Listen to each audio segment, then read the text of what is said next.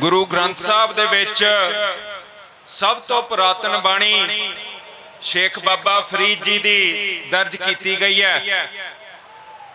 शेख बाबा फरीद जी ने उस समय दे विच सूफी मर्यादा चों की सानू लिया के दिता कि वो सोच तोरी जिन्हों अज असी सिक्खी दे रूप च गुरु ग्रंथ साहब दे विच मानते हैं। उत्थे शेख बाबा फरीद जी ने जिथे रब पुराण कुरान दे विच मिलदा सीगा, संस्कृत ते अरब भाषा च मिलदे सीगे, एक साधारण बंदे नूं पंजाबी दे विच रब नाल जोड़न दा यतन कीता। एक रब मनुखता नूं एक रब दे नाल जोड़िया। ये जिहड़ी पंजाबी दी मर्यादा है, ये उस समय दे उच्च जिहड़ी उस समय दी उच्च उरे धर्म दी सोच सी, उथों हट के आम बंदे ताईं रब नूं पहुंचाउण दा यतन ओ गुरसिੱਖੀ ने कीता, ओ पंजाबी ने कीता। भगत रविदास महाराज ने जद संस्कृत दे विच सारे शास्त्र दिते हुंदे सीगे और बामणवाद उन्हां दे उत्ते काबज सीगा, उन्हां ने जात पात तो छुटकारा दिवाया, जिसदा एक बहुत वड्डा साडे सिੱਖੀ दे विच उन्हां ने थां सानू दित्ती। क्योंकि जिहड़ी उस समय दीयां स्मृतियां सीगियां, मानस धर्म स्मृति जिन्हों आपां मनु स्मृति कहते हैं, उहदे विच मनुख नूं वंड के सब तो नीवें सानू दिखाया सीगा। कहंदे सीगे उस शास्त्र दे अधीन कि शूद्र नूं सिर्फ तो सिर्फ होर उच्च जातियां दी सेवा वास्ते बनाया गया। शूद्र नूं विद्या दे नेड़े नहीं सी लगन दिंदे। कहंदे जिहड़ा भी कोई शूद्र नूं अपने वेदां तो पढ़ाऊगा, संस्कृत सिखाऊगा, वो शरदा च नहीं आ सकदा हैगा। जिहड़ा भी उहनूं पढ़ाऊगा वो संबरता च जाऊगा, नरक च जाऊगा। कहंदे सीगे कि ओ जिहड़ी थां जिहदे विच कोई राज दे विच शूद्र दी सलाह लित्ती जांदी है, ओहदे विच किसी व्यक्ति नूं रहना नहीं चाहिदा।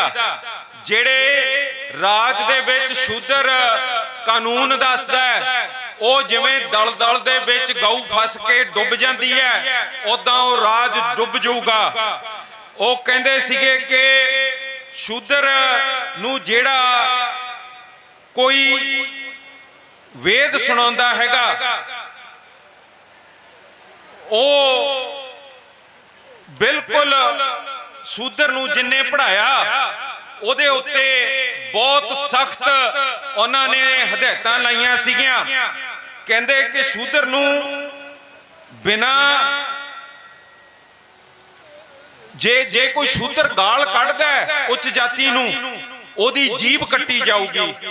कहंदे सीगे कि जे कोई शूद्र किसे उच्च जाति नूं माड़ा आखदा हैगा, ओदे मूंह च तत्ते किल पाए जाने हैं। ਜਿਹੜਾ ਸ਼ੂਦਰ ਰਾਜ ਦੇ ਵਿੱਚ ਬੋਲਦਾ ਹੈ, ਉਹਦੇ ਮੂੰਹ 'ਚ ਤੇ ਕੰਨ 'ਚ ਤੱਤਾ ਤੇਲ ਪਾਣਾ ਚਾਹੀਦਾ ਹੈਗਾ। ਸ਼ੂਦਰ ਦਾ ਕੋਈ ਵੀ ਆਪਣਾ ਧਨ ਹੋ ਨਹੀਂ ਸਕਦਾ। ਜੇ ਬਾਹਮਣ ਚਾਹੇ ਉਹਦਾ ਕੋਈ ਵੀ ਧਨ ਲੈ ਸਕਦਾ ਹੈਗਾ, ਚਾਹੇ ਉਹਦੀ ਜਨਾਨੀ ਹੋਵੇ। ਸ਼ੂਦਰ ਦੇ ਕੋਈ ਹੱਕ ਹੀ ਨਹੀਂ ਸੀ ਰੱਖੇ। ਇਹ ਜਿਹੜੀ ਹਾਲਾਤ ਮਨੁੱਖਤਾ ਦੀ, ਇਹ ਮਾਨਸ ਧਰਮ ਸ਼ਾਸਤਰ ਮਨੂ ਸਮ੍ਰਿਤੀ ਨੇ ਕੀਤੀ। ਇਹਦੇ ਬਰਖਲਾਫ ਸਾਡੇ ਸਤਿਕਾਰਯੋਗ ਭਗਤ ਰਵਿਦਾਸ ਮਹਾਰਾਜ ਨੇ ਆਪਣਾ ਜਦ ਪ੍ਰਚਾਰ ਸ਼ੁਰੂ ਕੀਤਾ, ਉਹਦੇ ਨਾਲ ਉਹਨਾਂ ਨੇ ਰੱਬ ਤੇ ਮਨੁੱਖ ਨੂੰ ਇੱਕ ਬਣਾਇਆ, ਇੱਕ ਰੱਬ ਨਿਰੰਕਾਰ ਦੇ ਨਾਲ ਜੋੜਿਆ। ਔਰ ਉਹਦੇ ਅਧੀਨ ਅੱਜ ਅਸੀਂ ਆਪਣੇ ਗੁਰੂ ਗ੍ਰੰਥ ਸਾਹਿਬ ਦੇ ਵਿੱਚ ਭਗਤ ਰਵਿਦਾਸ ਮਹਾਰਾਜ ਦੀ ਬਾਣੀ ਪਾਉਂਦੇ ਆਂ, ਸੁਣਦੇ ਆਂ। ਅਸੀਂ ਬੇਗਮਪੁਰਾ ਚਾਹੁੰਦੇ ਆਂ साध संगत जी, ਜਿਹੜੀ गुरु नानक साहब ने लड़ाई शुरू की, भगतां ने तोरी हुई सीगी, ਉਹ लड़ाई जात पात ਨੂੰ खत्म करने वास्ते उन्होंने तोरी सीगी। इस सोच ਨੂੰ मुख रखदे आ ਗੁਰੂ ਸਾਹਿਬ ਨੇ ਨਾ ਜਨੇਊ ਪਹਿਨਿਆ ਤੇ ਜਦ ਕਾਲੀ ਬੈਂ ਚੋਂ ਨਿਕਲੇ ਪਹਿਲੇ ਵਚਨ ਕੀਤੇ, ਨਾ ਕੋਈ ਹਿੰਦੂ ਨਾ ਕੋਈ ਮੁਸਲਮਾਨ, ਇੱਕ ਰੱਬ ਅਧੀਨ ਹਰੇਕ ਮਨੁੱਖ ਉਹਨਾਂ ਨੇ ਵਚਨ ਕੀਤਾ। ਸਾਧ ਸੰਗਤ ਜੀ, ਗੁਰੂ ਸਾਹਿਬ ਦੀ ਹਦਾਇਤ ਸੀ ਜਾਤ ਪਾਤ ਤੋਂ ਨਿਕਲਣਾ, ਇੱਕੋ ਲੰਗਰ 'ਚ ਇੱਕੋ ਬਾਟੇ ਤੋਂ ਸਾਨੂੰ ਪ੍ਰਸ਼ਾਦੇ ਛਕਣ ਦਾ ਹੁਕਮ ਕੀਤਾ। ਉੱਥੇ ਦੂਸਰੀ ਪਾਤਸ਼ਾਹੀ ਨੇ ਜਿੱਥੇ ਸਾਨੂੰ ਸੰਸਕ੍ਰਿਤ ਦੇ ਅਧੀਨ ਨੇੜੇ ਨਹੀਂ ਸੀ ਲੱਗਣ ਦਿੰਦੇ ਸ਼ਾਸਤਰਾਂ ਦੇ ਕੋਲ, ਉੱਥੇ ਸਾਨੂੰ ਗੁਰੂ ਗ੍ਰੰਥ ਸਾਹਿਬ ਦੀਆਂ ਪੋਥੀਆਂ ਗੁਰਮੁਖੀ ਦੀ ਲਿਪੀ ਦੇ ਨਾਲ, ਸ਼ੇਖ ਬਾਬਾ ਫਰੀਦ ਦੀ ਪੰਜਾਬੀ ਦੇ ਨਾਲ ਸਾਨੂੰ ਗੁਰੂ ਗ੍ਰੰਥ ਸਾਹਿਬ ਦੀ ਸਥਾਪਨਾ ਉਦਾਂ ਕੀਤੀ। ਜਿੱਥੇ ਸਾਡੇ ਗੁਰੂ ਸਾਹਿਬਾਨਾਂ ਨੇ ਸਾਨੂੰ ਨਾਮ ਸਿਮਰਨ ਨਾਲ ਜੋੜਿਆ, ਜਿੱਥੇ ਸਾਨੂੰ ਜਾਤ ਪਾਤ ਨਾਲ ਹਟਾਇਆ, ਇੱਕ ਰੱਬ ਅਧੀਨ ਸਾਨੂੰ ਮਨੁੱਖ ਬਣਾਇਆ, ਉੱਥੇ ਜਿੱਥੇ ਪੰਚਮ ਪਿਤਾ ਦਾ ਸਮਾਂ ਆਇਆ, ਜਿਹੜੀ ਉਸ ਸਮੇਂ ਦੀ ਮੁਗਲ ਹਕੂਮਤ ਸੀ ਉਸਨੇ ਸਾਡੇ ਉੱਤੇ ਵਾਰ ਸ਼ੁਰੂ ਕਰਤਾ। ਉਹ ਕਹਿੰਦੀ ਸੀ ਕਿ ਕੋਈ ਵੀ ਬੰਦਾ ਘੋੜੇ ਤੇ ਸਵਾਰ ਨਹੀਂ ਹੋ ਸਕਦਾ, ਸ਼ਸਤਰ ਨਹੀਂ ਚੱਕ ਸਕਦਾ, ਸਾਡੇ ਅਧੀਨ ਗੁਲਾਮ ਰਹੂਗਾ। ਜੇ ਵੱਧਦੀ ਹੋਈ ਸੰਗਤ ਗੁਰੂ ਅਰਜਨ ਸਾਹਿਬ ਦੀ ਉਹਨਾਂ ਨੂੰ ਦਿਖੀ, ਉਹਨਾਂ ਨੇ ਲਾਹੌਰ ਬੁਲਾ ਕੇ ਤਤੀਆਂ ਤਵੀਆਂ ਤੇ ਬਿਠਾ ਕੇ ਪਹਿਲੀ ਸ਼ਹਾਦਤ ਗੁਰਸਿੱਖੀ ਦੀ ਉੱਥੇ ਗੁਰੂ ਅਰਜਨ ਸਾਹਿਬ ਦੀ ਸਾਡੀ ਦਿਖਾਈ ਦਿੱਤੀ। ਸਾਧ ਸੰਗਤ ਜੀ, ਉਸ ਸਮੇਂ ਦੇ ਵਿੱਚ ਫਿਰ ਗੁਰੂ ਹਰਗੋਬਿੰਦ ਪਾਤਸ਼ਾਹ ਨੇ ਜਿੱਥੇ ਗੁਰੂ ਨਾਨਕ ਸਾਹਿਬ ਨੇ ਸਾਨੂੰ ਨਾਮ ਸਿਮਰਨ ਰੱਬ ਨਾਲ ਜੋੜਿਆ ਸੀ, ਜਾਤ ਪਾਤ ਤੋਂ ਕੱਢਿਆ ਸੀ, ਛੇਵੇਂ ਪਿਤਾ ਨੇ ਸਾਨੂੰ ਹੁਕਮ ਕੀਤਾ ਕਿ ਜਿਹੜਾ ਦੁਨਿਆਵੀ ਇਹਦੇ ਉੱਤੇ ਹਕੂਮਤਾਂ ਹੈਗੀਆਂ ਉਹ ਜੇ ਜ਼ਬਰ ਕਰਦੀਆਂ, ਜਿਹੜਾ ਨਾਨਕ ਸਾਹਿਬ ਨੇ ਕਿਹਾ ਸੀ ਬਾਬਰ ਤੂੰ ਹੈ ਜਾਬਰ, ਉਹਦੇ ਬਰਖਲਾਫ ਅਸੀਂ ਆਪਣਾ ਅਕਾਲ ਤਖਤ ਸਥਾਪਿਤ ਕਰਕੇ ਹਥਿਆਰ ਵੀ ਚੱਕਦੇ ਆਂ, ਘੋੜੇ ਵੀ ਲੈਂਦੇ ਆਂ ਤੇ ਟੱਕਰ ਲੈਣੀ ਸਿੱਧੀ ਹਕੂਮਤਾਂ ਨਾਲ ਸ਼ੁਰੂ ਕੀਤੀ। ਇਹ ਤੁਹਾਡਾ ਗੁਰ ਇਤਿਹਾਸ ਹੈਗਾ। ਉਹ ਟੱਕਰਾਂ ਲੈਂਦੇ ਹੋਏ ਆਪਾਂ ਜਾ ਕੇ ਆਪਣੇ ਅਕਾਲ ਤਖਤ ਸਾਹਿਬ ਇੱਧਰ ਅਨੰਦਪੁਰ ਸਾਹਿਬ ਕੰਨੀ ਉੱਥੇ ਆਪਾਂ ਨੇ ਜਾ ਕੇ ਬਸਾਤੇ।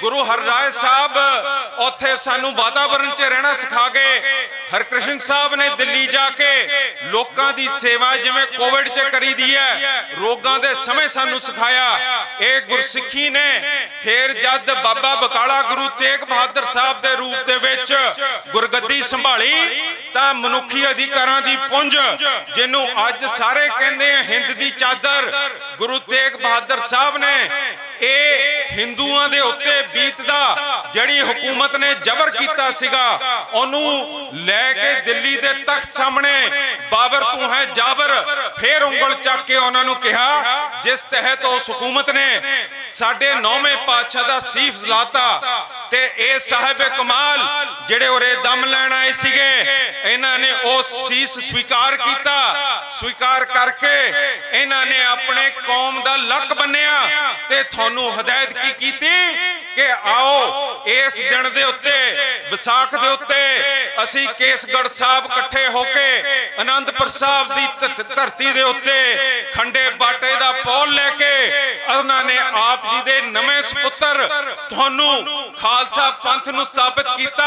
ਔਰ ਉਹਨਾਂ ਦਾ ਨਿਸ਼ਾਨਾ ਕੀ ਸੀ ਕਿ ਇੱਥੇ ਰਾਜ ਕਰੇਗਾ ਖਾਲਸਾ। ਜਿਹੜਾ ਖਾਲਸਾ ਸਥਾਪਿਤ ਕੀਤਾ ਸੀਗਾ ਉਹਨੂੰ ਰਾਜ ਵਾਸਤੇ ਬਣਾਇਆ। ਉਹਨਾਂ ਨੇ ਜੰਗਾਂ ਸ਼ੁਰੂ ਕੀਤੀਆਂ। ਜੰਗਾਂ ਦੇ ਵਿੱਚ ਜਿਹੜੇ ਰਾਜੇ ਹਿੰਦੂ ਦੇ ਰਾਜੇ ਉੱਥੇ ਪਹਾੜੀ ਸੀਗੇ, ਉਹਨਾਂ ਨੇ ਕਿਹਾ ਆਓ ਸਾਡੇ ਨਾਲ ਜੁੜੋ। ਜਿਹੜੀ ਹਕੂਮਤ ਨੇ ਤੁਹਾਡਾ ਘਾਣ ਕੀਤਾ ਜੰਮੂ ਕਸ਼ਮੀਰ 'ਚ, ਜਿਨ੍ਹਾਂ ਨੇ ਮੇਰੇ ਪਿਤਾ ਗੁਰੂ ਤੇਗ ਬਹਾਦਰ ਸਾਹਿਬ ਦਾ ਸੀਸ ਵੱਢਿਆ, ਉਹ ਹਕੂਮਤ ਜ਼ਬਰ ਕਰਦੀ ਹੈ, ਉਹਦੇ ਅਧੀਨ ਮਨੁੱਖਤਾ ਨਹੀਂ ਰਹਿ ਸਕਦੀ ਹੈਗੀ। ਉਹਦੇ ਬਰਖਲਾਫ ਆਪਾਂ ਹਥਿਆਰ ਚੱਕੀਏ। ਤੇ ਉਹ ਹਿੰਦੂ ਰਾਜਿਆਂ ਨੇ ਉਹ ਬਾਹਮਣਵਾਦੀ ਸੋਚ ਨੂੰ ਛੱਡਣ ਦੀ ਥਾਂ ਹੁਕਮ ਕੀਤਾ ਕਿ ਗੁਰੂ ਸਾਹਿਬ ਅਸੀਂ ਤੁਹਾਡੇ ਨਾਲ ਤੁਰਾਂਗੇ, ਪਰ ਅਸੀਂ ਤੁਹਾਡੇ ਲੰਗਰ 'ਚ ਸ਼ੂਦਰਾਂ ਦੇ ਨਾਲ ਨਹੀਂ ਬੈਠਾਂਗੇ। ਤੇ ਇਹ ਬਿਲਕੁਲ ਮਨਜ਼ੂਰ ਨਹੀਂ ਸੀ।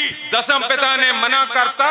ਉਹਨਾਂ ਨੇ ਜਾ ਕੇ ਸੂਬੇ ਸਰਹੰਦ ਨਾਲ ਮਿਲ ਕੇ ਸਾਡੇ ਹਰਮਨ ਪਿਆਰੇ ਗੁਰੂ ਗੋਬਿੰਦ ਸਿੰਘ ਮਹਾਰਾਜ ਉਹਨਾਂ ਦੇ ਸਾਹਿਬਜ਼ਾਦੇ ਮਾਤਾ ਜੀ ਦੇ ਬਰਖਲਾਫ ਉੱਥੇ ਜੰਗ ਸ਼ੁਰੂ ਕੀਤਾ, ਜਿਸ 'ਚ 2 ਸਪੂਤ ਗੁਰੂ ਸਾਹਿਬ ਨੇ ਆਪਣੇ ਚਮਕੌਰ ਸਾਹਿਬ 'ਚ ਗਵਾਤੇ, 2 ਫਤਿਹਗੜ੍ਹ ਸਾਹਿਬ 'ਚ। ਮਾਤਾ ਜੀ ਤੇ ਉੱਥੋਂ ਫੇਰ ਚਮਕੌਰ ਸਾਹਿਬ ਚੋਂ ਨਿਕਲ ਕੇ ਮਾਛੀਵਾੜੇ ਤੋਂ ਆ ਕੇ ਇੱਧਰ ਮੁਕਤਸਰ ਸਾਹਿਬ ਤੋਂ ਆ ਕੇ ਇੱਥੇ ਆ ਕੇ ਉਹਨਾਂ ਨੇ ਦਮ ਲਿੱਤਾ। ਇੱਥੇ ਗੁਰੂ ਗ੍ਰੰਥ ਸਾਹਿਬ ਦਾ ਕੰਮ ਕੀਤਾ। ਇੱਥੇ ਬੈਠ ਕੇ ਜਦ ਸੰਗਤਾਂ ਨੇ ਉਹਨਾਂ ਨੂੰ ਪੁੱਛਿਆ ਕਿ ਗੁਰੂ ਸਾਹਿਬ ਇੰਨਾ ਕੁਝ ਤੁਹਾਡੇ ਨਾਲ ਬੀਤਿਆ, ਇੰਨਾ ਤੁਹਾਡੇ ਦੋ ਸਾਹਿਬਜ਼ਾਦੇ ਤੁਸੀਂ ਗਵਾਤੇ, ਮਾਤਾ ਜੀ ਗਵਾਤੇ, ਤੇ ਸਾਰਾ ਕੁਝ ਤੁਸੀਂ ਦੇਖਦੇ ਹੋ, ਤੇ ਫਿਰ ਤੁਸੀਂ ਕੀ ਮਹਿਸੂਸ ਕਰਦੇ ਹੋ? ਤੇ ਉਹਨਾਂ ਨੇ ਫਿਰ ਕੀ ਸਾਨੂੰ ਕਿਹਾ? ਕਹਿੰਦੇ इन पुत्रन के शीश पर वार दिए सूत चार, चार मुए तो क्या हुआ, जीवत कई हजार। आ तुसी ਸਿੰਘੋ ਜਿਹੜੇ ਬੈਠੇ ਹੋ, ਤੁਹਾਡੇ ਆਸਰੇ ਉਹ ਚੜ੍ਹਦੀ ਕਲਾ ਵਾਲੇ ਸਿੰਘ ਨੇ, ਗੁਰੂ ਗੋਬਿੰਦ ਸਿੰਘ ਮਹਾਰਾਜ ਨੇ ਆਪਣਾ ਮਨ ਡੁੱਲਣ ਨਹੀਂ ਦਿੱਤਾ, ਕਿਉਂਕਿ ਉਹਨਾਂ ਨੇ ਇੱਥੇ ਇੱਕ ਇਹੋ ਜੀ ਸਥਿਤੀ ਪੈਦਾ ਕਰਤੀ ਜਿਹਦੇ ਵਿੱਚ ਖਾਲਸਾ ਤੁਰਦਾ ਫਿਰਦਾ ਇਨਸਾਫ ਦੇ ਹੱਕ ਦੇ ਵਿੱਚ ਉਰੇ ਉਹਨਾਂ ਨੇ ਜਮਾ ਕੇ ਉਹਦੇ ਤੇ ਆਪਣਾ ਸਕੂਨ ਮੰਨਿਆ ਕਿ ਹਾਂ ਖਾਲਸਾ ਖੜਾ ਹੈ। ਤੇ ਉਹ ਖਾਲਸੇ ਨੇ ਫਿਰ ਉਹਨਾਂ ਨੂੰ ਨੀਚੇ ਵੀ ਨਹੀਂ ਆਉਣ ਦਿੱਤਾ। ਬਾਬਾ ਬੰਦਾ ਸਿੰਘ ਬਹਾਦਰ ਨੇ ਉੱਥੇ ਜਾ ਕੇ ਸਰਹੰਦ ਦੀ ਇੱਟ ਨਾਲ ਇੱਟ ਖੜਕਾ ਕੇ ਉੱਥੇ ਸਾਡਾ ਪਹਿਲਾ ਖਾਲਸਾ ਰਾਜ ਸਥਾਪਿਤ ਕੀਤਾ, ਜਿਸ ਖਾਲਸੇ ਰਾਜ ਨੇ ਜਾ ਕੇ ਉਹ ਜ਼ਿਮੀਂਦਾਰਾਂ ਨੂੰ ਹੱਕ ਦਿੱਤਾ ਆਪਣੇ ਖੇਤ ਵਾਹੁਣ ਦਾ। ਜਦ ਤੁਸੀਂ ਦਿੱਲੀ ਜਾ ਕੇ ਬੈਠੇ ਹੋ, ਤੁਹਾਡੇ 'ਚ ਉਹ ਬਾਬਾ ਬੰਦਾ ਸਿੰਘ ਬਹਾਦਰ ਖਾਲਸੇ ਪੰਥ ਦੀ ਗੁਰੂ ਘਰ ਦੀ ਜਿਹੜੀ ਰੂਹ ਸੀ, ਉਹਨੇ ਮੁੜ ਤੁਹਾਡੀ ਦਿੱਲੀ ਨਾਲ ਟੱਕਰ ਲੈਣ ਦੀ ਤੁਹਾਡੇ ਵਿੱਚ ਹਿੰਮਤ ਪਾਈ, ਜਿਸ ਕਰਕੇ ਤੁਸੀਂ ਕਿਸਾਨ ਮੋਰਚਾ ਵੀ ਫਤਿਹ ਕਰਕੇ ਆਏ ਹੋ। ਇਹ ਇਸ ਖਾਲਸੇ ਸਥਾਪਨਾ ਦੀ ਦੇਣ ਹੈ। ਇਹ ਤੁਹਾਨੂੰ ਇਹ ਵਰ ਦਿੱਤਾ ਹੈਗਾ, ਇਹ ਬਲ ਦਿੱਤਾ ਹੈਗਾ ਕਿ ਤੁਸੀਂ ਜ਼ੁਲਮ ਦੇ ਬਰਖਲਾਫ ਖੜ ਕੇ ਆਪਣੇ ਹੱਕਾਂ ਤੇ ਪਹਿਰਾ ਦੇ ਸਕਦੇ ਹੋ। ਇਹ ਗੁਰਸਿੱਖੀ ਹੈ। ਤੇ ਸਾਧ ਸੰਗਤ ਜੀ, ਅੱਜ ਜੇ ਤੁਸੀਂ ਇਸ ਦੇਸ਼ ਦੇ ਵਿੱਚ ਕਹਿ ਦੋ, ਆਪਣੇ ਪੋਲੀਟੀਕਲ ਸਪੀਚ 'ਚ ਕਹਿ ਦੋ ਕਿ ਅਸੀਂ ਰਾਮ ਰਾਜ ਚਾਹੁੰਦੇ ਹਾਂ, ਤਾਂ ਤੁਹਾਨੂੰ ਕੋਈ ਨਹੀਂ ਫੜਦਾ ਹੈਗਾ। ਪਰ ਜੇ ਤੁਸੀਂ ਉਹ ਦਸਮ ਪਿਤਾ ਦੇ ਖਾਲਸੇ ਸਥਾਪਿਤ ਹੋਏ ਤੇ ਖਾਲਸੇ ਰਾਜ ਦੇ ਗੱਲ ਕਰਦੇ ਹੋ ਤੇ ਕਹਿੰਦੇ ਹੋ ਕਿ ਖਾਲਿਸਤਾਨ ਅਸੀਂ ਮੰਗਦੇ ਹਾਂ, ਫਿਰ ਇਹ ਟੁੱਟ ਤੁਹਾਨੂੰ ਪੈਂਦੇ ਆ। ਕਿਉਂਕਿ ਇਹਨਾਂ ਦੇ ਵਿੱਚ, ਇਸ ਰਾਜ ਦੇ ਵਿੱਚ, ਇਸ ਹਿੰਦੂਤਵ ਰਾਸ਼ਟਰ ਦੇ ਵਿੱਚ, ਹਿੰਦੁਸਤਾਨ ਦੇ ਵਿੱਚ ਅੱਜ ਵੀ ਉਹ ਮੰਨੂ ਦੀ ਰੂਹ ਵੜੀ ਹੋਈ ਹੈ, ਜਿਹੜੇ ਤੁਹਾਡੇ ਉੱਤੇ ਬੇਕਸੂਰਾਂ ਦੇ ਉੱਤੇ ਉਹ ਮਾੜੇ ਕਾਨੂੰਨ ਲਾਗੂ ਕਰਦੀ ਹੈ, ਜਿਹੜੇ ਕਾਨੂੰਨਾਂ ਨਾਲ ਸ਼ੂਦਰ ਨੂੰ ਘੇਰਾ ਪਾ ਕੇ ਉਹਦੀ ਧਨ ਦੌਲਤ ਲਿੱਤੀ, ਜਿਹਦੇ ਉਹਦੀ ਜਨਾਨੀ ਫੜ ਕੇ ਉਹਦੇ ਨਾਲ ਅਤਿਆਚਾਰ ਕੀਤਾ, ਜਿਹਦੇ ਵਿੱਚ ਉਹਨੂੰ ਬੋਲਣ ਦਾ ਹੱਕ ਨਹੀਂ ਸੀਗਾ, ਜਿਹਦੇ ਵਿੱਚ ਉਹਦੇ ਮੂੰਹ 'ਚ ਕਿੱਲ ਪਾਉਂਦੇ ਸੀਗੇ, ਉਹਨਾਂ ਦੇ ਕੰਨਾਂ 'ਚ ਤੱਤਾ ਤੇਲ ਪਾਉਂਦੇ ਸੀਗੇ, ਤੇ ਮਨੁੱਖ ਤੋਂ ਵੱਖਰਾ ਕਰਕੇ ਉਹਨਾਂ ਨੂੰ ਸ਼ੂਦਰ ਬਣਾ ਕੇ ਤੁਸੀਂ ਇਸ ਇੱਥੇ ਉਹ ਮੰਨੂ ਨੇ ਸਥਾਪਿਤ ਕੀਤਾ ਸੀ। ਅੱਜ ਸਿੱਖਾਂ ਨੂੰ ਵੀ ਉਹੀ ਮੰਨੂ ਦੀ ਸੋਚ ਉਦਾਂ ਹੀ ਦੇਖਦੀ ਹੈ। ਦੇਖ ਲਓ ਆਲੇ ਦੁਆਲੇ ਤੁਹਾਡੇ ਪਾਸੇ ਆ ਮੰਨੂ ਦੀ ਜਿਹੜੀ ਫੋਰਸ ਲੱਗੀ ਹੋਈ ਹੈ, ਇਹ ਤੁਹਾਨੂੰ ਉਰੇ ਨੋਚ ਕੇ ਖਤਮ ਕਰਕੇ ਤੁਹਾਡਾ ਗਲਾ ਦਬਾਉਣ ਵਾਸਤੇ, ਤੁਹਾਡੀ ਬੋਲੀ ਬੰਦ ਕਰਨ ਵਾਸਤੇ, ਤੁਹਾਨੂੰ ਸ਼ੁੱਧਰ ਕਹਿ ਕੇ ਗੁਨਾਹਗਾਰ ਬਣਾ ਕੇ ਤੁਹਾਨੂੰ ਇੱਥੇ ਘੇਰਾ ਪਾਉਣ ਆਈ ਹੈ। ਸਾਧ ਸੰਗਤ ਜੀ, ਮੈਨੂੰ ਦੱਸੋ, ਅੰਮ੍ਰਿਤਪਾਲ ਸਿੰਘ ਨੇ, ਪੱਪਲਪ੍ਰੀਤ ਨੇ, ਕਲਸੀ ਸਾਹਿਬ ਨੇ ਕੀ ਜ਼ੁਲਮ ਕੀਤਾ ਹੈਗਾ? ਕੀ ਉਹਨਾਂ ਨੇ ਮਾੜਾ ਕੀਤਾ ਹੈਗਾ? ਉਹ ਇੱਕ ਪ੍ਰਚਾਰਕ ਹੈ, ਉਹਨੇ ਖਾਲਸਾ ਦੀ ਪੌਲ ਸਾਨੂੰ ਅੰਮ੍ਰਿਤ ਛਕਾਉਣ ਦਾ ਪ੍ਰੋਗਰਾਮ ਤੋਰਿਆ ਹੋਇਆ ਹੈ, ਉਹਨੇ ਨਸ਼ੇ ਛਡਾਉਣ ਦਾ ਪ੍ਰੋਗਰਾਮ ਤੋਰਿਆ ਹੈ। ਉਹਨੇ ਕਿਹਾ ਕਿ ਪੁਲਿਸ ਜੇ ਬੁਲਾਉਂਦੀ ਹੈ ਮੈਂ ਹਾਜ਼ਰ ਹੁੰਦਾ, ਮੇਰੇ ਉੱਤੇ ਕੇਸ ਦੱਸੋ ਕੀ ਲਾਉਣਾ ਹੈਗਾ। ਸਾਧ ਸੰਗਤ ਜੀ, ਉਹਨੇ ਇਹੋ ਜਿਹਾ ਕਿਹੜਾ ਜ਼ੁਲਮ ਕੀਤਾ ਹੈ, ਕਿਹੜੀ ਧਾਰਾ ਉਸ ਤੇ ਲੱਗਦੀ ਹੈ, ਕਿਹੜਾ ਉਹਦਾ ਗੁਨਾਹ ਹੈ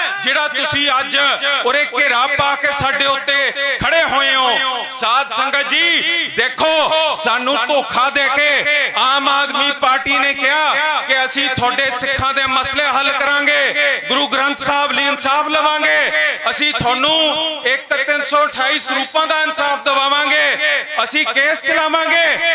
ਅੱਜ ਤੱਕ ਜਿਵੇਂ ਮੇਰੇ ਤੋਂ ਪਹਿਲਾਂ ਦੱਸਿਆ, ਉਹ ਬੰਬ ਦੇ ਕੇਸ ਤੁਸੀਂ ਨਹੀਂ, ਜਿਹੜੀ ਟੈਰਰਿਜ਼ਮ ਹੈ ਉਹ ਹਿੰਦੂ ਟੈਰਰਿਜ਼ਮ ਹੈ, ਉਹ ਰਾਸ਼ਟਰ ਟੈਰਰਿਜ਼ਮ ਹੈ, ਉਹਦੇ ਉੱਤੇ ਕੋਈ ਕੇਸ ਨਹੀਂ ਪਾਏ, ਉਹਨਾਂ ਨੂੰ ਘੇਰਾ ਨਹੀਂ ਪਾਇਆ। ਪਰ ਅੱਜ ਤੁਸੀਂ ਇਹ ਸਾਡੇ ਸਧਾਰਨ ਸਿੱਖ ਪ੍ਰਚਾਰਕ ਨੂੰ ਜਿਹੜਾ ਤੁਹਾਡੇ ਦੇਸ਼ ਦੀਆਂ ਗਲਤੀਆਂ ਕੱਢਦਾ ਹੈ, ਜਿਹੜਾ ਤੁਹਾਡੇ ਬਿਲਕੁਲ ਬਰਖਲਾਫ ਸਿਧਾਂਤਕ ਤੌਰ ਤੇ ਬੋਲਦਾ ਹੈ, ਉਹਦੇ ਬਰਖਲਾਫ ਤੁਸੀਂ ਕੇਸ ਚਲਾਤੇ ਹੈਗੇ ਆ। ਸਰ ਪਰਮਿੰਦਰ ਸਿੰਘ ਬਾਲਿਆਂਵਾਲੀ ਵਿੱਚ ਸਾਡੇ ਨਾਲ ਗੱਲ ਕਰਨਾ ਚਾਹੁੰਦੇ ਆ।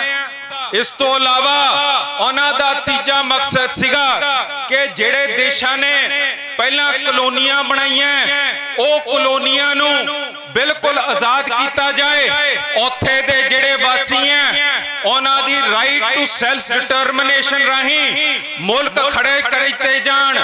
ਇਹ ਤਿੰਨ ਸੋਚ ਅਧੀਨ ਜਿਹੜਾ ਯੂਨਾਈਟਿਡ ਨੇਸ਼ਨ ਬਣਿਆ ਸੀਗਾ, ਉਸਨੇ ਜਿਹੜੇ ਆਪਣੀ ਸੋਚ ਪ੍ਰਗਟਾਈ, ਉਹ ਸੋਚ ਨੂੰ ਅੱਜ ਭਾਰਤ ਕੀ ਦੇਖਦਾ, ਵਾਰ-ਵਾਰ ਰੌਲਾ ਪਾਉਂਦਾ ਕਿ ਅਸੀਂ ਉਸ ਯੂਨਾਈਟਿਡ ਨੇਸ਼ਨ ਦੇ ਪਰਮਨੈਂਟ ਮੈਂਬਰ ਬਣੀਏ ਸਿਕਿਉਰਿਟੀ ਕਾਉਂਸਲ ਦੇ। ਪਰ ਇਹ ਜਿਹੜੇ ਤਿੰਨ ਪ੍ਰਿੰਸੀਪਲ ਯੂਨਾਈਟਿਡ ਨੇਸ਼ਨ ਦੇ ਆ, ਇਹਦੇ ਬਾਰੇ ਕੀ ਸੋਚ ਰੱਖਦਾ ਭਾਰਤ, ਜਿਹੜਾ ਇਸ ਦੇਸ਼ ਦੀ ਆਜ਼ਾਦੀ ਤੋਂ ਪਹਿਲਾਂ ਜੱਲਿਆਂਵਾਲਾ ਬਾਗ ਦੇ ਵਿੱਚ ਸਿੱਖਾਂ ਦਾ ਕਤਲ ਹੋਇਆ ਸੀਗਾ, ਉਹ ਕਾਤੇ ਹੋਇਆ ਸੀਗਾ ਕਿਉਂਕਿ 1915 ਦੇ ਵਿੱਚ ਜਿਹੜਾ ਭਾਰਤ ਬ੍ਰਿਟਾਨੀਆ ਦੀ ਸਰਕਾਰ ਨੇ ਇੱਕ ਐਕਟ ਪਾਸ ਕੀਤਾ ਸੀ, ਰੌਲੈਟ ਐਕਟ, ਜਿਸ ਨੂੰ ਡਿਫੈਂਸ ਆਫ ਇੰਡੀਆ ਐਕਟ 1915 ਕਿਹਾ ਜਾਂਦਾ ਸੀਗਾ। ਉਹਦੇ ਵਿੱਚ ਜਿਹੜੇ ਕੱਟ ਹੁੰਦੇ ਸੀ, ਜਿਹੜੀ ਸੰਗਤ ਹੁੰਦੀ ਸੀ, ਉਹਨੂੰ ਪ੍ਰੀਵੈਂਟਿਵ ਕਸਟਡੀ, ਜਾਂ ਜਿਹੜਾ ਮਤਲਬ ਕਿ ਤੁਹਾਡੇ ਪੁਲਿਸ ਚੱਕ ਸਕਦੀ ਹੈ ਬਿਨਾਂ ਤੁਹਾਡੇ ਕੋਈ ਕ੍ਰਾਈਮ ਕੀਤਿਆਂ, ਮੌਕੇ ਤੋਂ ਪਹਿਲਾਂ ਤੁਹਾਨੂੰ ਚੱਕ ਸਕਦੀ ਹੈ। ਆਮ ਤੌਰ ਤੇ 24 ਘੰਟੇ ਦੇ ਅੰਦਰ ਬੰਦੇ ਨੂੰ ਮੈਜਿਸਟ੍ਰੇਟ ਦੇ ਸਾਹਮਣੇ ਪੇਸ਼ ਕਰਨਾ ਚਾਹੀਦਾ ਹੈ, ਪਰ ਜਿਹੜਾ ਡਿਫੈਂਸ ਆਫ ਇੰਡੀਆ ਐਕਟ ਸੀ, ਇਹ ਸਾਲ ਵਾਸਤੇ ਤੁਹਾਨੂੰ ਗ੍ਰਿਫਤਾਰ ਕਰਕੇ ਚੱਕ ਕੇ ਲਿਜਾ ਸਕਦਾ ਸੀਗਾ। ਸਾਧ ਸੰਗਤ ਜੀ, ਇਹਦੇ ਬਰਖਲਾਫ ਜੱਲਿਆਂਵਾਲੀ ਬਾਗ ਦੇ ਵਿੱਚ ਜਦ ਸਿੱਖਾਂ ਨੇ ਧਰਨਾ ਰੱਖਿਆ, ਜੋ ਕਿ ਉਹਨਾਂ ਦਾ ਜਮਹੂਰੀਅਤ ਹੱਕ ਸੀਗਾ, ਸ਼ਾਂਤਮਈ ਰੂਪ ਦੇ ਵਿੱਚ ਉੱਥੇ ਖੜ੍ਹ ਕੇ ਉਹਨਾਂ ਨੇ ਆਪਣੀਆਂ ਸਪੀਚਾਂ ਕੀਤੀਆਂ, ਤਾਂ ਜਨਰਲ ਡਾਇਰ ਨੇ ਆ ਕੇ ਉੱਥੇ ਗੋਲੀਆਂ ਮਾਰ ਕੇ ਭੁੰਨ ਕੇ ਖਤਮ ਕਰਤੇ। ਇਹ ਸਭ ਤੋਂ ਵੱਡੀ ਮਨੁੱਖੀ ਅਧਿਕਾਰਾਂ ਦੀ ਉਲੰਘਣਾ ਉਸ ਸਮੇਂ ਦੀ ਮੰਨੀ ਜਾਂਦੀ ਹੈ। ਸਾਡੇ ਬੱਚਿਆਂ ਨੂੰ ਪੜ੍ਹਾਇਆ ਜਾਂਦਾ ਹੈ, ਪਰ ਤੁਸੀਂ ਸੋਚਦੇ ਹੋਵੋਗੇ ਆਜ਼ਾਦੀ ਤੋਂ ਬਾਅਦ ਇਹ ਡਿਫੈਂਸ ਆਫ ਇੰਡੀਆ ਐਕਟ ਖਤਮ ਕੀਤਾ ਗਿਆ। ਨਹੀਂ, ਇਹ defence of India act 1935 the government of India act ਦੇ ਵਿੱਚ ਸ਼ਾਮਲ ਕੀਤਾ ਗਿਆ। ਉਸ ਤੋਂ ਉਪਰੰਤ 47 ਤੋਂ ਬਾਅਦ ਇਹ ਤੁਹਾਡੇ ਬਿਲਕੁਲ ਕਾਨੂੰਨ 'ਚ ਸੀਗਾ। ਇਹਨੂੰ ਫਿਰ ਸ਼ਰਮ ਦੇ ਮਾਰੇ ਇਹਦੀਆਂ ਸਾਰੀਆਂ ਧਾਰਾਵਾਂ ਉੱਥੇ 1971 'ਚ ਇੰਦਰਾ ਗਾਂਧੀ ਨੇ ਮੀਸਾ, ਜਿਹੜਾ ਤੁਹਾਡਾ ਮੀਸਾ ਐਕਟ ਸੀ, ਉਹਦੇ ਵਿੱਚ ਤਬਦੀਲ ਕਰਤਾ। 1980 ਦੇ ਵਿੱਚ ਜਦ ਇਹਦਾ ਵੀ ਰੌਲਾ ਪਿਆ, ਉਹਨੇ ਇਹ 1 ਸਾਲ ਦੇ ਲਈ ਪੁਲਿਸ ਨੂੰ ਹੱਕ ਚੱਕ ਕੇ ਕਿਸੇ ਬੰਦੇ ਨੂੰ ਗਾਇਬ ਕਰਨ ਦਾ ਉਹਨਾਂ ਨੇ ਕੇਸ 'ਚ ਪਾਤਾ। ਨੈਸ਼ਨਲ ਸਿਕਿਉਰਿਟੀ ਐਕਟ 1980, ਇਹ ਨੈਸ਼ਨਲ ਸਿਕਿਉਰਿਟੀ ਐਕਟ ਉਹੀ ਐਕਟ ਹੈ ਜਿਸ ਅਧੀਨ ਜੱਲਿਆਂਵਾਲਾ ਬਾਗ ਦੇ ਵਿੱਚ ਸਿੱਖਾਂ ਨੇ ਜਾ ਕੇ ਪ੍ਰੋਟੈਸਟ ਕੀਤਾ ਸੀ ਤੇ ਡਾਰ ਨੇ ਗੋਲੀਆਂ ਮਾਰ ਕੇ ਉਹਨਾਂ ਨੂੰ ਖਤਮ ਕਰਤਾ ਸੀਗਾ। ਅੱਜ ਇਹ ਨੈਸ਼ਨਲ ਸਿਕਿਉਰਿਟੀ ਐਕਟ ਜਿਹੜਾ ਭਾਰਤ ਤੇ ਲਾਗੂ ਕੀਤਾ ਹੋਇਆ, ਇਹ ਅੱਜ ਵੀ ਸਾਡੇ ਨੌਜਵਾਨ ਸਿੰਘਾਂ ਦੇ ਉੱਤੇ ਲਾਗੂ ਕੀਤਾ ਹੋਇਆ ਤੇ ਜਿੱਥੇ ਇਹ ਕਹਿੰਦੇ ਆ ਕਿ ਅਸੀਂ ਯੂਨਾਈਟਿਡ ਨੇਸ਼ਨ ਦੇ ਪਰਮਨੈਂਟ ਸਿਕਿਉਰਿਟੀ ਮੈਂਬਰ ਬਣਨਾ ਚਾਹੁੰਦੇ ਆ, ਯੂਨਾਈਟਿਡ ਨੇਸ਼ਨ ਦੇ ਵਿੱਚ ਜਿਹੜਾ universal declaration of human rights ਹੈ, ਉਹਦੀ ਧਾਰਾ 9 ਕੀ ਕਹਿੰਦੀ ਹੈ, ਛੋਟੀ ਜੀ ਹੈ, ਕਹਿੰਦੀ ਹੈ ਕਿ no one shall be subjected to arbitrary arrest, detention or exile। ਕੋਈ ਵੀ ਮਨੁੱਖ ਬਿਲਕੁਲ ਬੇਮਤਲਬ ਗ੍ਰਿਫਤਾਰੀ ਜਿਹਦਾ ਕੋਈ ਕਾਰਨ ਨਹੀਂ ਦੱਸਿਆ ਜਾਂਦਾ, ਉਹ ਨਹੀਂ ਤੇ ਉਹਨਾਂ ਦੀ ਡਿਟੈਂਸ਼ਨ ਨਹੀਂ ਹੋ ਸਕਦੀ ਤੇ ਉਹਨਾਂ ਨੂੰ ਆਪਣੇ ਦੇਸ਼ ਚੋਂ ਬਾਹਰ ਕੱਢਿਆ ਨਹੀਂ ਜਾ ਸਕਦਾ। ਅੱਜ Bharat Yadav DGP home minister Shah और भगवंत मान नैशनल सिक्योरिटी एक्ट ला के अमृतपाल सिंह दे उत्ते साडे कलसी साहब पप्पलप्रीत दे उत्ते जद नैशनल सिक्योरिटी एक्ट लाउंदे हैं ਇਹ ਯੂਨਾਈਟਿਡ ਨੇਸ਼ਨ ਦੇ ਕਾਨੂੰਨ ਦੀ ਉਲੰਘਣਾ ਕਰਦੇ ਆ। ਕੋਈ ਸਾਨੂੰ ਨਹੀਂ ਦੱਸਦੇ ਕਿਸ ਕਾਰਨ ਇਹਨਾਂ ਨੂੰ ਫੜਿਆ ਜਾ ਰਿਹਾ ਹੈਗਾ, ਆਰਬਿਟਰੀ ਅਰੈਸਟ ਕੀਤਾ ਜਾ ਰਿਹਾ ਹੈ, ਕੋਈ ਕਾਰਨ ਨਹੀਂ ਦਿੱਤਾ ਜਾ ਰਿਹਾ।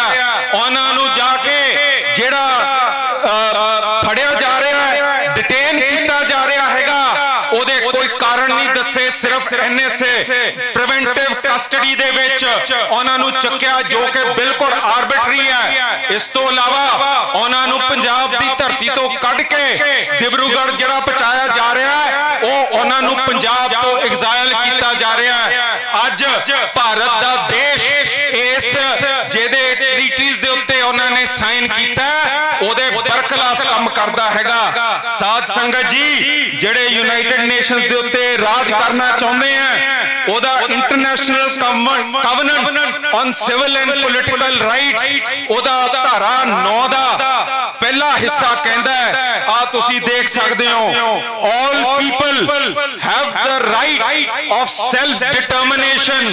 ਉਹ ਆਪਣੇ ਭਵਿੱਖ ਦਾ ਫੈਸਲਾ, ਆਪਣਾ ਰਾਜ, ਆਪਣਾ ਬੰਦੋਬਸਤ ਆਪਣੇ ਆਪ ਕਰ ਸਕਦੇ ਹੈਗੇ ਆ। by virtue of that right they freely determine their political status and freely pursue the economic, social and cultural development।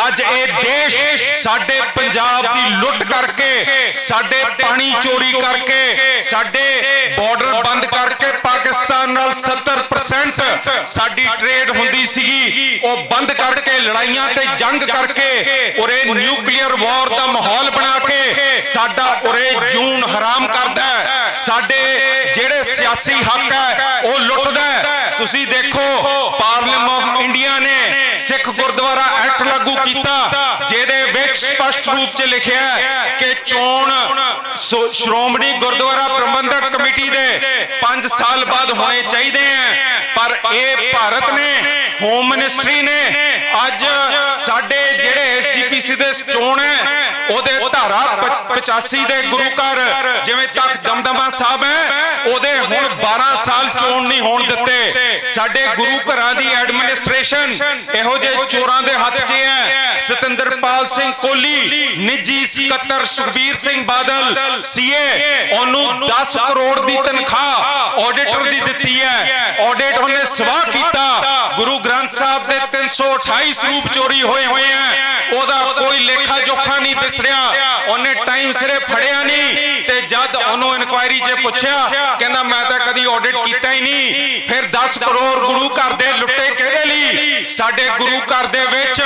ਜਿਹੜਾ ਸ਼ੁਰੂਆਤ ਸੀ ਸਿੰਘ ਸਭਾ ਲਹਿਰ, ਉਹਦੇ ਵਿੱਚ ਖਾਲਸਾ ਅਖਬਾਰ ਦਿੱਤੀ ਗਈ ਸੀਗੀ, ਜਿਨੇ ਸਾਨੂੰ ਪੰਥ ਨੂੰ ਦਿਮਾਗੀ ਤੌਰ ਤੇ ਜੋੜਿਆ ਸੀ। ਅੱਜ ਐਸਜੀਪੀਸੀ ਕੋਲੇ ਪ੍ਰਚਾਰ ਦੇ ਕੋਈ ਸਾਧਨ ਨਹੀਂ। ਸੁਖਬੀਰ ਸਿੰਘ ਬਾਦਲ ਨੇ ਪੀਟੀਸੀ ਚੈਨਲ, ਗੁਰੂ ਘਰ ਦੇ ਅਰਦਾਸ, ਗੁਰੂ ਘਰ ਦੇ ਕੀਰਤਨ, ਹਰਮੰਦਰ ਸਾਹਿਬ ਦੀ ਬਾਣੀ, ਉਹਦੇ ਉੱਤੇ ਕਬਜ਼ਾ ਕਰਕੇ ਕਰੋੜਾਂ ਦੀ ਜਾਇਦਾਦ ਬਣਾ ਲਈ ਹੈਗੀ ਹੈ। ਇਹ ਮਹੰਤਗਿਰੀ ਨਹੀਂ ਤਾਂ ਫਿਰ ਕੀ ਹੈ? ਫਿਰ ਸਿੱਖ ਗੁਰਦੁਆਰਾ ਐਕਟ ਦੇ ਚੋਣ ਰਾਹੀਂ ਅਸੀਂ ਇਹਨੂੰ ਕੱਢ ਕਿਉਂ ਨਹੀਂ ਸਕਦੇ ਹੈਗੇ? ਅਸੀਂ ਜਿੱਥੇ ਇਕੱਠੇ ਹੁੰਦੇ ਆਂ, ਪੁਲਿਸ ਦੇ ਘੇਰੇ ਪੈ ਜਾਂਦੇ ਆਂ, ਅਸੀਂ ਆਪਣੇ ਜਮਹੂਰੀਅਤ ਹੱਕ ਮੰਗਦੇ ਆਂ, ਪੁਲਿਸ ਸਾਡੇ ਉੱਤੇ ਜ਼ਬਰ ਕਰਦੀ ਹੈ। ਸਾਡੇ ਸਿੰਘ ਧਰਮ ਪ੍ਰਚਾਰ ਕਰਦੇ ਆਂ, ਐਸਜੀਪੀਸੀ ਧਰਮ ਪ੍ਰਚਾਰ ਨਹੀਂ ਕਰਦੀ। ਸਾਡੇ ਸਿੰਘਾਂ ਦੇ ਉੱਤੇ ਐਨਐਸਏ ਲੱਗਿਆ ਹੋਇਆ ਹੈ, ਨਸ਼ਾ ਛਡਾਉਂਦੇ ਆਂ, ਇਹ ਨਸ਼ਾ ਪਾਉਂਦੇ ਆਂ। ਇਹ ਸਾਡੇ ਉੱਤੇ ਕੀ ਅਤਿਆਚਾਰ ਤੇ ਜ਼ੁਲਮ, ਅਸੀਂ ਇੱਕ ਗੁਲਾਮ ਕੌਮ ਇਸ ਦੇਸ਼ 'ਚ ਬਣ ਗਏ ਹਾਂ। ਸਾਧ ਸੰਗਤ ਜੀ, ਜਿਹੜੀ ਧਾਰਾ 25 ਹੈ, ਜਿਹੜੀ ਇੰਡੀਅਨ ਕਨਸਟੀਟਿਊਸ਼ਨ ਦੀ ਧਾਰਾ 25 ਹੈ, ਉਹਦੇ ਵਿੱਚ ਐਕਸਪਲੇਨੇਸ਼ਨ 2 'ਚ ਸਬ ਕਲੌਜ਼ B 'ਚ ਕਹਿੰਦੇ ਆ, of clause reference to Hindus, ਜੋ ਹਿੰਦੂ ਹੈ shall be construed as including a reference to persons professing the Sikh, Jain or Buddhist religion।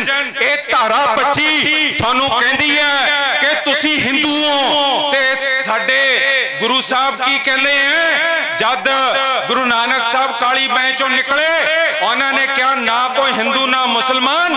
ਤੇ ਫਿਰ ਅੰਗ 1136 ਦੇ ਉੱਤੇ ਗੁਰੂ ਗ੍ਰੰਥ ਸਾਹਿਬ ਦੇ ਵਿੱਚ ਸਾਨੂੰ ਗੁਰੂ ਸਾਹਿਬ ਕੀ ਕਹਿੰਦੇ ਆ? ਰਹਾ ਭੈਰੋ ਮਹੱਲਾ 5ਵਾਂ, ਸਾਡੇ ਗੁਰੂ ਅਰਜਨ ਸਾਹਿਬ ਮਹਾਰਾਜ, ਨਾ ਹਮ ਹਿੰਦੂ ਨਾ ਮੁਸਲਮਾਨ, ਅੱਲਾ ਰਾਮ ਕੇ ਪਿੰਡ ਪ੍ਰਾਣ, ਹਜ ਕਾਬੇ ਜਾਓ ਨਾ ਤੀਰਥ ਪੂਜਾ। एको सेवी अवर ना दूजा, पूजो पूजा करो ना निवाज गुजारू। एक निरंकार ले रिद्धे नमस्कारू, वर्त ना रहो ना मैं रमदान, ते सेवी जो रखे निदान। एको गुसाई अल्लाह मेरा, हिंदू तुर्क दुहा नबेरा। साध संगत जी किहड़े मूंह नाल भारत सानू कहंदा है कि असी हिंदू हैं, ते असी गुरु ग्रंथ साहब नू मन्नीए कि असी ये संविधान दे धारा 25 नू मन्नीए? धक्के नाल साडा धर्म तब्दील कीता है।